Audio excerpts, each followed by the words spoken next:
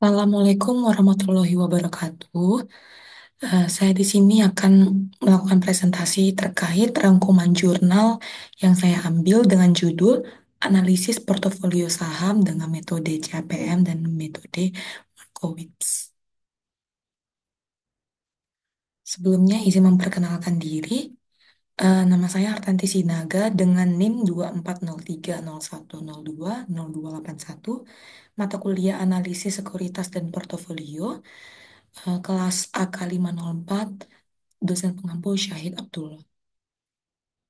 Nah, objek penelitiannya itu adalah saham perusahaan yang masuk ke dalam indeks LQ45 selama 4 periode secara berturut-turut, yaitu Februari 2009 sampai dengan Januari 2011.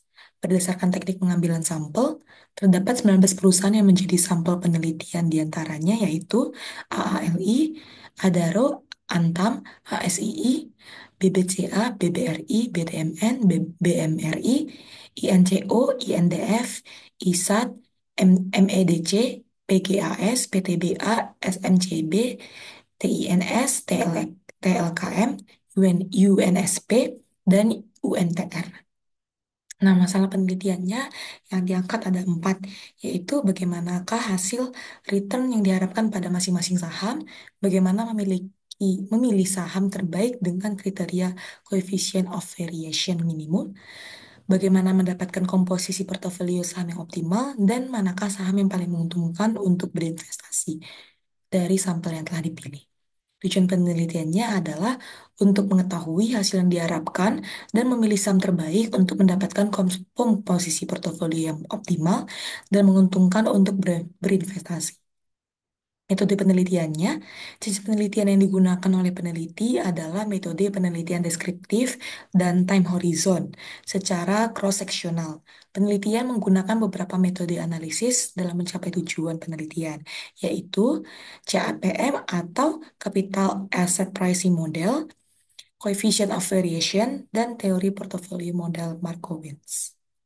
Nah, hasil penelitiannya, berdasarkan perhitungan CPM, semua saham memiliki nilai under value atau tergolong murah karena nilai return yang diharapkan berada di bawah nilai return masing-masing saham. Dalam menggunakan penelitian saham untuk portofolio menggunakan perhitungan coefficient of variation.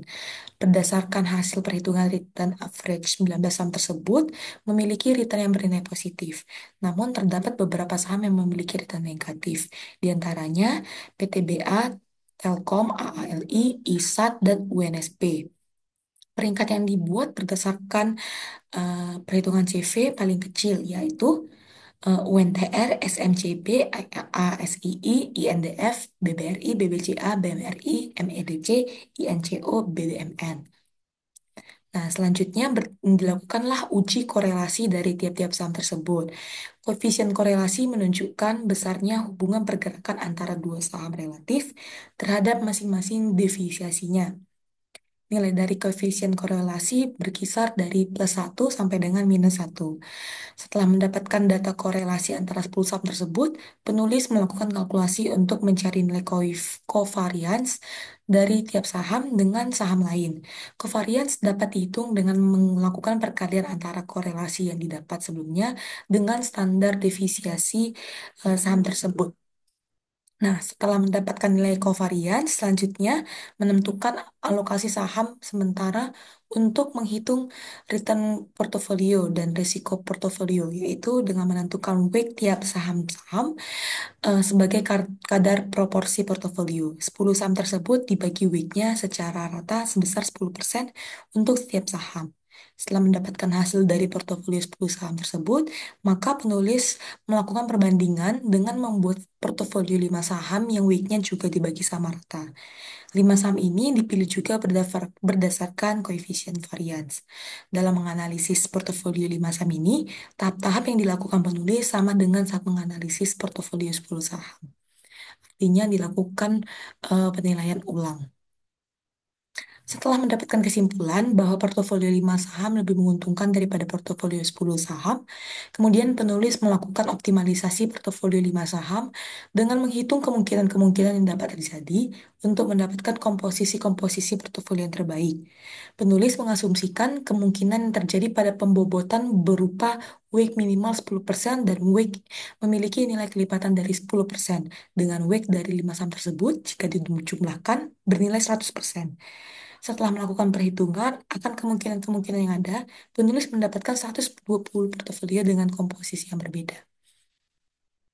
Setelah melakukan perhitungan akan kemungkinan-kemungkinan yang ada, penulis mendapatkan 120 portofolio dengan komposisi yang berbeda-beda.